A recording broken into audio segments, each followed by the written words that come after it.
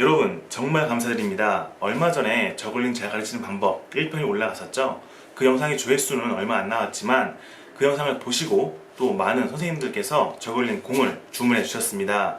앞으로 더 열심히 저글링이라는 멋진 취미를 알리는데 큰 힘이 되었어요. 진심으로 다시 한번 감사드립니다.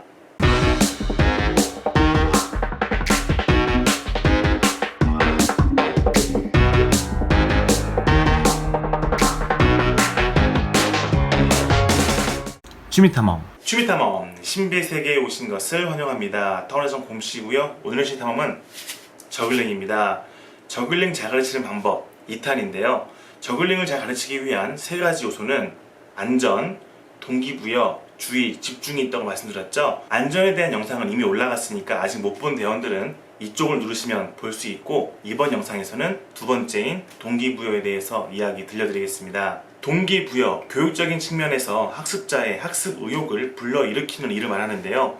우리들은 어떻게 하면 학생들 또는 친구들에게 저글링을 배우고 싶어하게 만들지가 관건이겠죠. 실제로 제가 학생들에게 저글링 레슨을 할 때 물어보면은 학교에서 저글링을 가르칠 때 과제를 먼저 던져주는 경우가 대부분인 것 같더라고요. 왜 저글링을 배워야 되는지에 대한 이야기보다는 몇 초 또는 몇 바퀴 이런 식으로 과제를 수행해야 만점을 준다, 이런 식의 과제만 먼저 이야기한다는 것이죠. 저글링이라는 것은 정말 재미있고 유익한 놀이이자 취미인데 그렇게 하나의 과제로서 먼저 인식을 하게 된다는 것이 안타까웠습니다.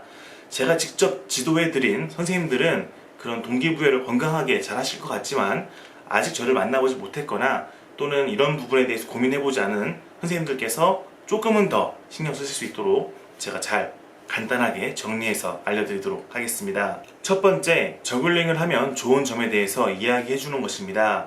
저명한 과학 잡지나 논문을 보면요, 저글링을 할 경우 두뇌에 굉장히 긍정적인 영향을 끼친다고 나와 있습니다.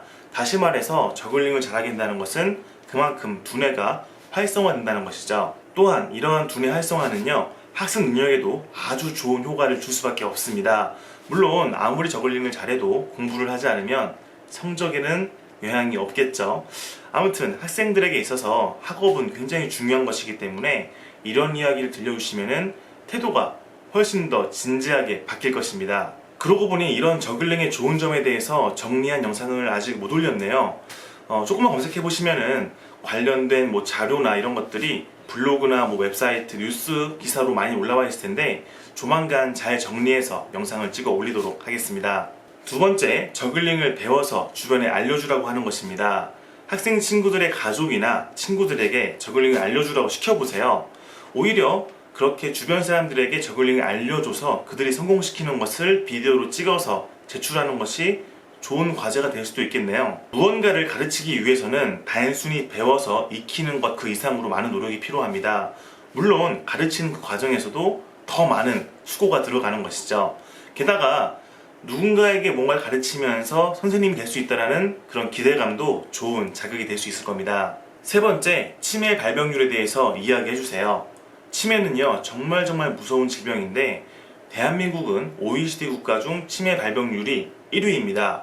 불과 몇 년 전 통계를 보더라도요, 약 12분에 1명의 치매 환자가 발생합니다. 대한민국에서요. 당연히 저글링은 치매 예방에도 효과가 있습니다. 그러니까 조부모님과 함께 살거나 자주 만나는 학생들이 있다면 열심히 저글링을 배워서 할머니 또는 할아버지에게 저글링을 알려주라고 권장해주세요.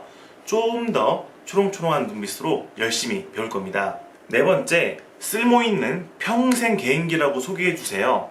생각이 짧은 학생들 같은 경우는 이딴 걸 배워서 어디다 써먹어, 서커스 단에 갈 것도 아닌데 이런 식으로 짜증을 내면서 거부할 수도 있습니다. 하지만 생각해보세요. 서커스 단원이 저글링을 잘하는 것과 일반인이 저글링을 잘하는 것, 어떤 것이 더 대단해 보이나요? 저글링이라는 전혀 새로운 것을 배워서 익힌다는 것은 누가 봐도 어려운 일입니다.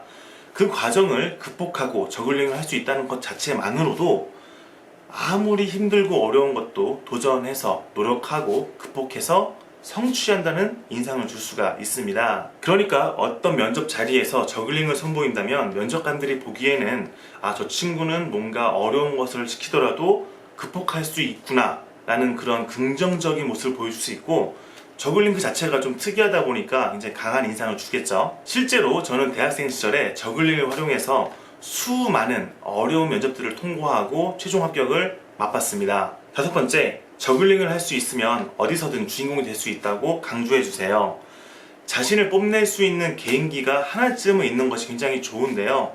뭐 노래나 춤을 잘하는 것도 좋겠죠. 하지만 노래를 잘하는 사람, 춤을 잘 추는 사람들은요 굉장히 많습니다. 하지만 저글링을 할 줄 아는 사람은 극히 드물죠. 게다가 이런 저글링 공을 항상 휴대하지 않는다고 하더라도 뭐 과일이나 돌멩이, 심지어는 동전으로도 저글링을 할 수가 있어요.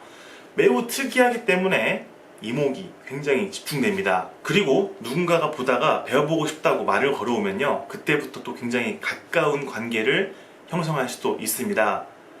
하지만 안 생겨요. 아무튼 어디서든 주인공이 될 수 있다는 것은 엄청난 자신감을 주게 되니까요, 이 점을 거듭 강조하시길 바랍니다. 솔직히 저글링을 배우면 좋은 점에 대해서는 제가 몇 시간이고 떠들 수 있는데요, 이번 영상에서는 5개만 뽑아서 간략히 정리해 드렸습니다. 선생님들 또는 대원들이 자신들의 그런 경험이나 생각들을 덧붙여서 설명해도 좋고, 아예 이 영상을 틀어줘도 좋습니다. 그러니까 저글링을 가르쳐 주기 전에 왜 우리는 저글링을 배워야 하는지, 저글링을 배우면 뭐가 좋은지에 대해서 반드시 설명을 해주시면 학생들 또는 배우는 사람들의 태도가 확 달라져 있을 겁니다. 다소 좀 지루한 이야기일 수 있겠지만 그래도 저글링을 가르치려는 사람들에게는 조금이나마 도움이 될 겁니다. 다음번에는요, 주의 집중에 대해서 알려드릴 거니까 아직 구독 버튼 누르지 않은 분들은요, 구독 버튼 누르고 탐험 대원이 되시길 바랍니다. 그럼 오늘의 실탐에서 마무리하고요, 다음 시간 즐거운 탐험으로 같이 놀겠습니다. 또 볼게요. 바이바이.